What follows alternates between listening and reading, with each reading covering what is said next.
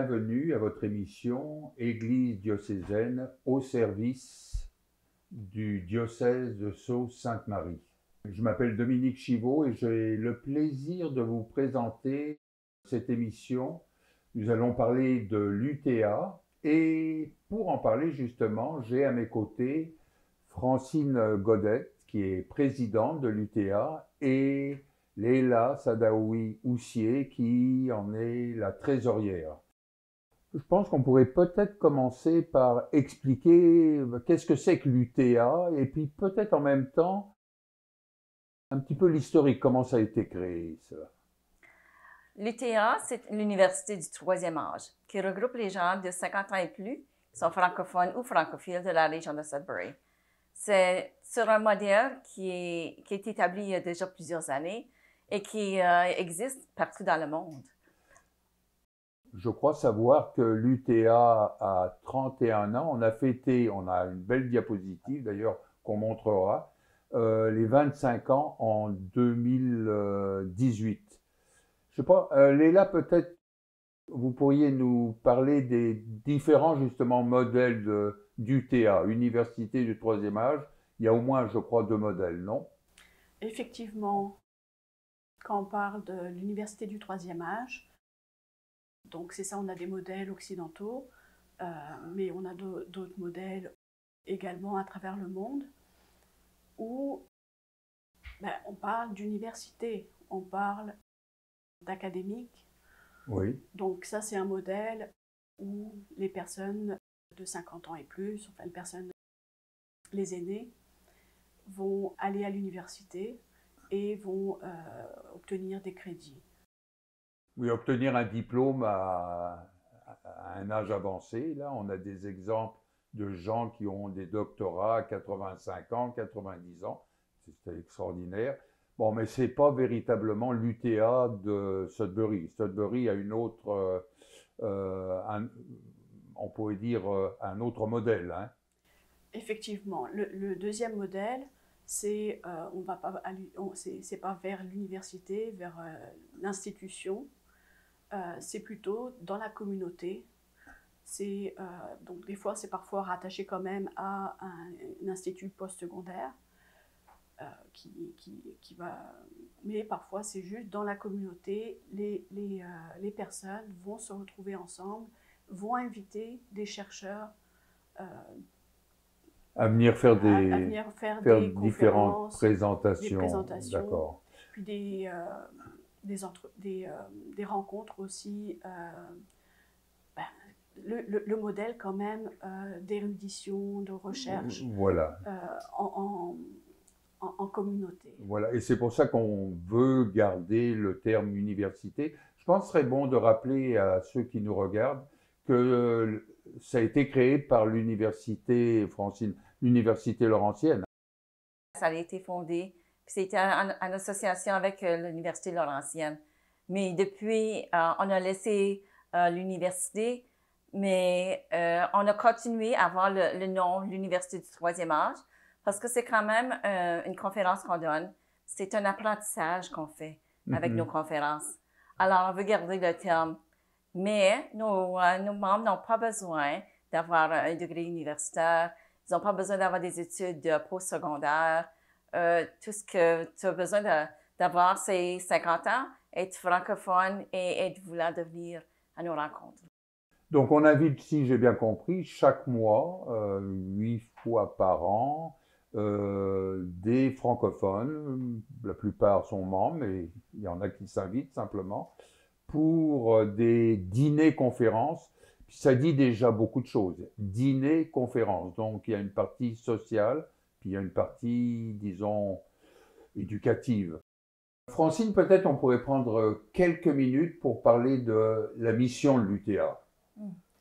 La mission de l'UTA, c'est de rassembler les gens francophones et francophiles de la région de Sudbury qui ont 50 ans et plus, qui veulent socialiser et qui veulent avoir un apprentissage qui rencontre leurs besoins socioculturels et leurs aspirations. D'accord. Donc, il y a vraiment, puis on le voit, dîner et conférences. Il y a une partie sociale que les gens aiment beaucoup, je crois. puis la partie, on va dire, éducative. Est-ce qu'on peut dire un petit peu plus sur la partie sociale? La partie sociale est très, très importante. On a beaucoup d'aînés qui demeurent dans des foyers de retraite Oui. et qui sont en isolation et qui rencontrent leurs amis durant les dîners Oui. rencontres. Alors, pour eux, c'est très important d'avoir ce lien-là avec leurs amis parce qu'il n'y a pas autre occasion qu'ils pourraient les rencontrer. Alors, pour eux, c'est très important. Puis, il y en a de ces gens-là qui, ça fait des années qu'ils ont été amis parce qu'ils ont travaillé dans le même domaine. Oui, c'est vrai, c'est vrai. Et Léla, peut-être un petit mot sur la dimension éducative de cette mission? Ben, c'est justement de se retrouver à échanger sur les savoirs, faire des échanges de savoirs, Oui. des connaissances, et puis en invitant des personnes qui sont plus expertes dans des domaines, et justement pour partager sur différentes disciplines. Oui, d'accord. Mais de façon, c'est ça, le convivial, mais on s'instruit, on veut en savoir plus, on veut... Sur différents sujets dans différents domaines. C'est ça. Oui, alors ça nous amène justement à parler de la programmation. J'ai consulté en préparant l'émission ce qu'on a donné aux membres là. C'est intéressant, on s'aperçoit que c'est très varié, il y a des enjeux sociétaux, on parle de la santé, on parle un peu de politique, il y a même du jardinage, de l'alimentation, donc il y en a un peu pour tout le monde. Est-ce qu'on pourrait peut-être, Francine, parler un petit peu des une ou deux ou trois conférences de l'an passé là? Qu'est-ce qui vous a marqué le plus peut-être parmi ces 8 conférences qu'il y a eu l'an passé? L'an passé, nous avons eu Stéphane Paquet qui est venu nous parler de la situation des Autochtones. Il nous a renseigné sur la terminologie et qu'est-ce qui se passe avec les Autochtones sur la réconciliation. Oui. Et comment qu'il va dans les écoles pour informer les enfants. D'accord. Et c'est très important qu'on soit au courant de ce qui se passe avec les Autochtones. J'ai su aussi qu'il y avait une conférence que les gens avaient bien aimée sur le reverdissement de Sudbury. Est-ce qu'on peut dire un mot là-dessus? Oui. Pour le reverdissement de Sudbury, je veux dire, les gens, ça fait des années qu'ils demeurent ici à Sudbury. Et ils ont vu les changements avec le reverdissement. Ils ont vu comment que la ville a changé avec qu'ils ont planté des arbres, qu'ils ont changé le terrain et tout ça.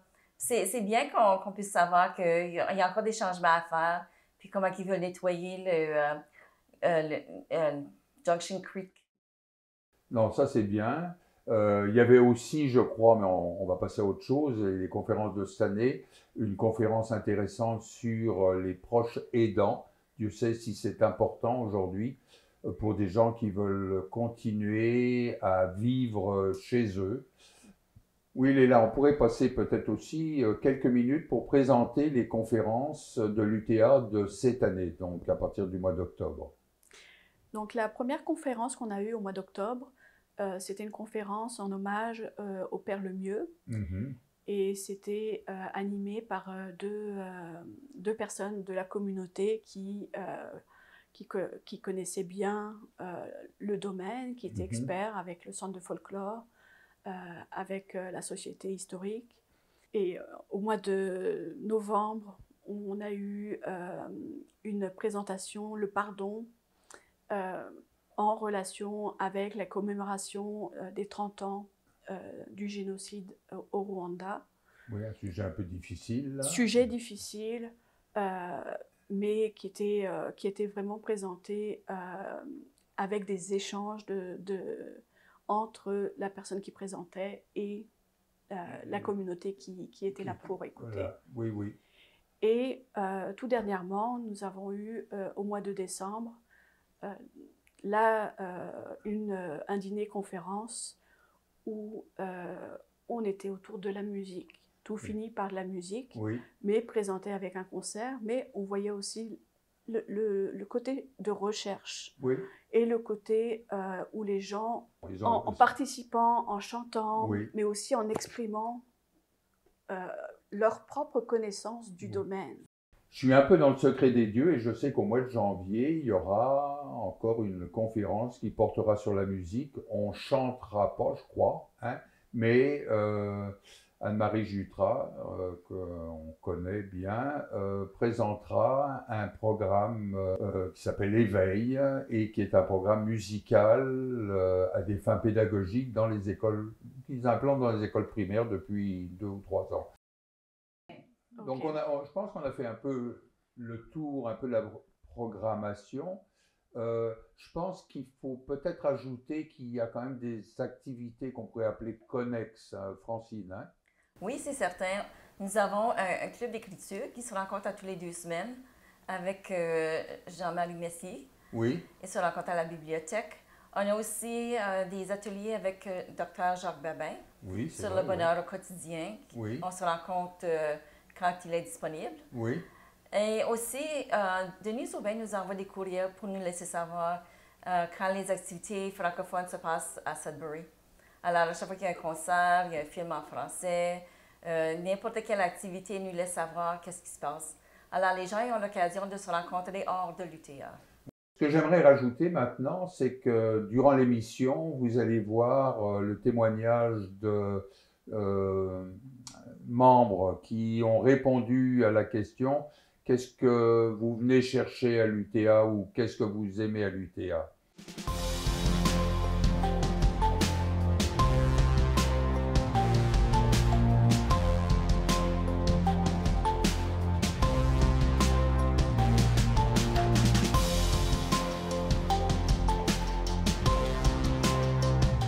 Je pense qu'il faudrait peut-être parler maintenant un petit peu des défis que connaît l'UTA, comme n'importe quel organisme, surtout après la pandémie. On est quand même vous êtes dans une phase de reconstruction. Peut-être, Léla, nous parler de l'importance de la promotion de l'UTA. Vous pourriez nous dire quelques mots là-dessus?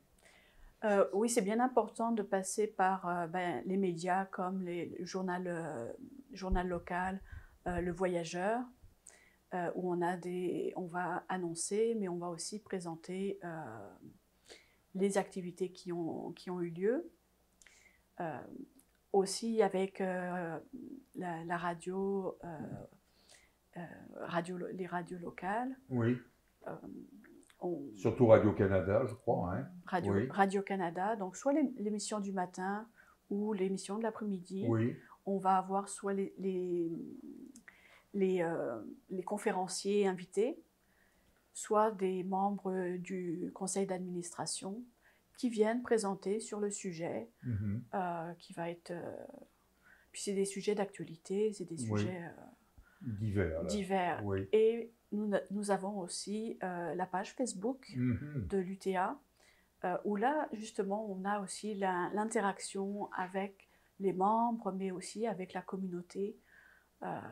Puis c'est là aussi on fait le relais des activités francophones. Et puis, une promotion qu'on fait aussi, c'est quand on met des photos, des vidéos de ce qui s'est passé, on va avoir des retours de la communauté. On pourrait bien sûr, je pense qu'il faut le faire, en profiter pour remercier le diocèse et en particulier l'église diocésaine qui vous a permis de faire justement la promotion de l'UTA.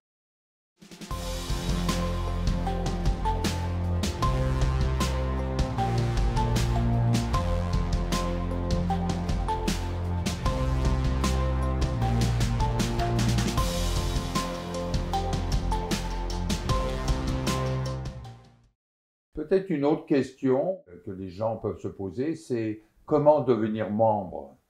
Oui, devenir membre, c'est très facile. Ils ont seulement à se présenter à nos dîners-conférences et à la porte, ils peuvent payer pour leur carte de membre et devenir membre aussitôt. Et ensuite, participer à nos conférences. Je pensais on a peut-être été un peu vite au niveau des défis, là. Peut-être qu'on pourrait peut-être ajouter quelque chose, là. Oui, comme n'importe quel organisme, je veux dire, durant la pandémie, ça a été difficile pour nous. On ne pouvait pas se rencontrer On a aussi perdu notre président durant la pandémie, il est décédé. Oui. On a perdu d'autres membres aussi. Et après la pandémie, on a décidé qu'on voulait continuer, mais il fallait former un nouveau comité. Il fallait trouver des gens qui étaient dédiés à la cause et des gens qui voulaient vraiment que l'UTA continue. Alors, nous avons trouvé des gens qui ont beaucoup d'enthousiasme, qui ont beaucoup d'expertise dans tous les domaines et qui veulent vraiment que l'UTA continue. Alors, nous avons été choisis cette année et l'année passée vraiment pour avoir un comité qui est tellement dédié à la cause. Voilà. Et puis avec sans doute aussi des membres qui sont, comme vous l'avez dit, très motivés, qui veulent que l'UTA continue à exister. Je pourrais rajouter qu'il y a beaucoup d'enthousiasme de nos membres. Le côté universitaire, je retourne, des débats. On fait des débats, on fait des tirages, il y a aussi des questions. Donc c'est très vivant, c'est comme dans une salle de classe. Oh, comme dans une salle de classe. Le côté de, moi je vois ça un peu de l'extérieur, le côté peut-être un peu embêtant, là, c'est le fait d'avoir perdu, on pourrait dire, le parrainage de l'université Laurentienne. Donc on espère que l'université de Sudbury, qui normalement doit ouvrir ses portes au mois de septembre, sera justement capable de parrainer et de soutenir avec des ressources humaines, là, parce qu'on a perdu beaucoup de gens qui sont partis de la Laurentienne, qui étaient des gens qui venaient régulièrement présenter Bon, ils ne sont plus là. Donc on espère qu'avec l'Université de Sudbury, ça pourra reprendre. Puis peut-être le soutien un peu financier, parce que est-ce que l'UTA a des problème, on va dire, d'argent pour parler simplement, ou est-ce que ça va sur le plan financier? Mais je vais avouer que c'est comme n'importe quel autre organisme. Vu qu'on offre un dîner, alors les prix de la nourriture ont monté. Oui. Puis ça, c'est comme dans les restaurants, je dis, c'est partout. Et même, il faudrait peut-être augmenter le prix de membriété. Oui. Mais nos gens sont dévoués, ils veulent toujours venir au dîner-conférence parce que pour eux, c'est important. Alors, puis on essaie d'avoir toujours de nouveaux membres. Oui. Puis dernièrement, on a beaucoup de membres qui veulent s'ajouter à notre nombre. Donc c'est un organisme qui a repris vie et qui est bien vivant.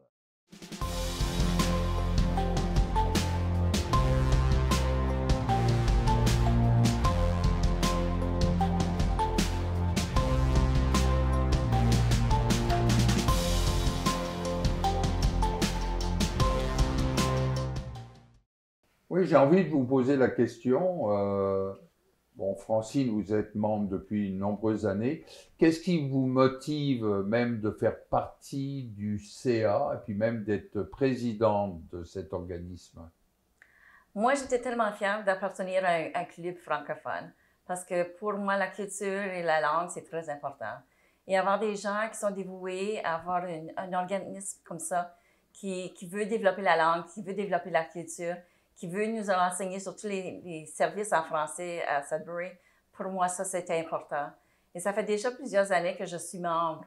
Et quand j'ai vu que l'UTA était peut-être pour tomber à l'eau, je voulais pas que ça se passe comme ça. Je voulais pas que ça l'arrive. Oui. Alors, c'est ça que j'ai voulu prendre le poste de président, puis de trouver un comité qui serait de mon côté pour garder la barque, tu sais. Vous êtes resté sur le bateau. Oui, on est juste. Oui, je suis le capitaine et je suis sur le bateau. Oui. Et oui, les gens ont embarqué, puis depuis, ça va très bien. Très bien. Et Léla, peut-être la même chose. Qu'est-ce qui vous pousse, motive à faire partie de l'UTA? Déjà, je connais l'UTA depuis que je suis arrivée à Sudbury. C'est un organisme où je voyais qu'il y avait des chercheurs qui étaient invités. Donc, même si je n'avais pas l'âge, je voyais que c'était intéressant. Oui.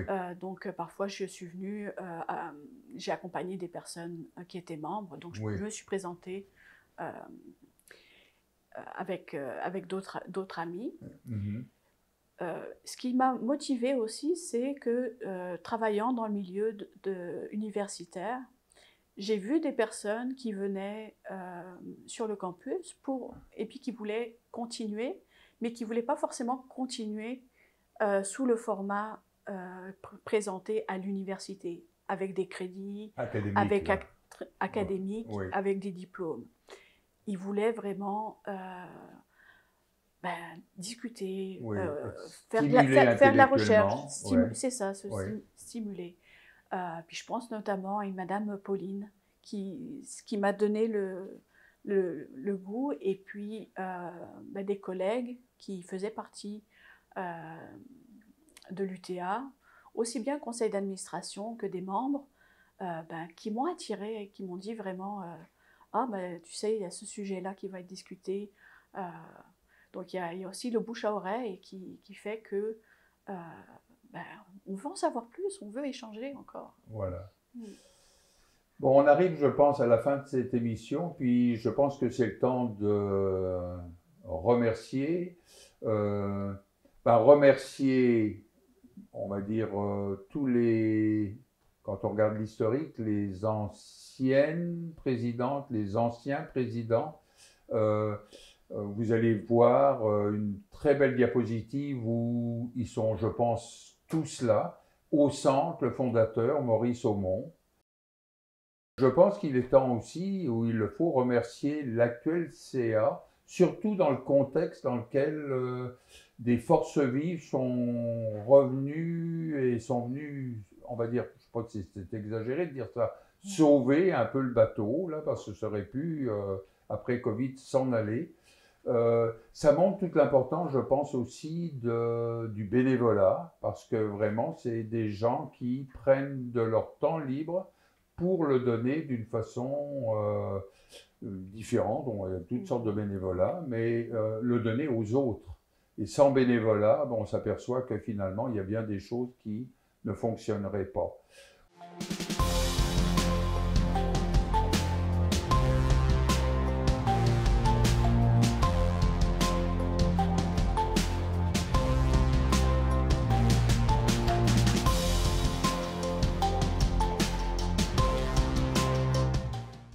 Donc, je pense qu'on pourrait terminer cette émission en rappelant une belle citation de Claude Urtubise, regretté président qui est décédé pendant la pandémie, qui a donné beaucoup à cet organisme. Il disait à propos de l'UTA, « La mission de l'UTA est de donner aux personnes, durant nos rencontres, les moyens de mieux vivre. » Je vous remercie d'être venu présenter l'UTA.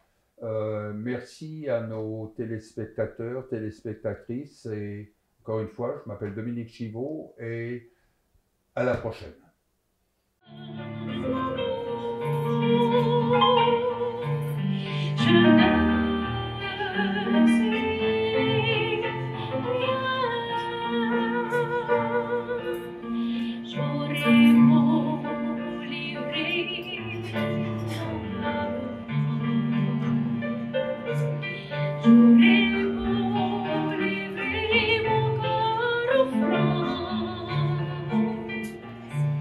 J'aurais beau chauffer la fin du monde.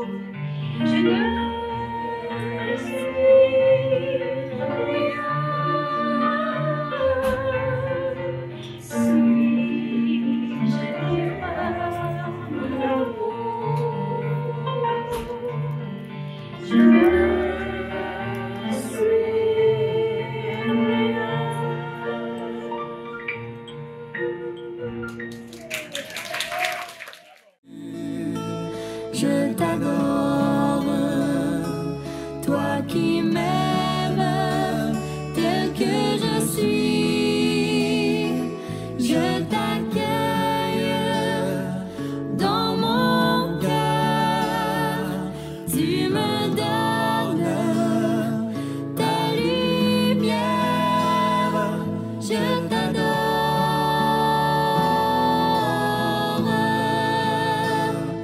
Je t'adore.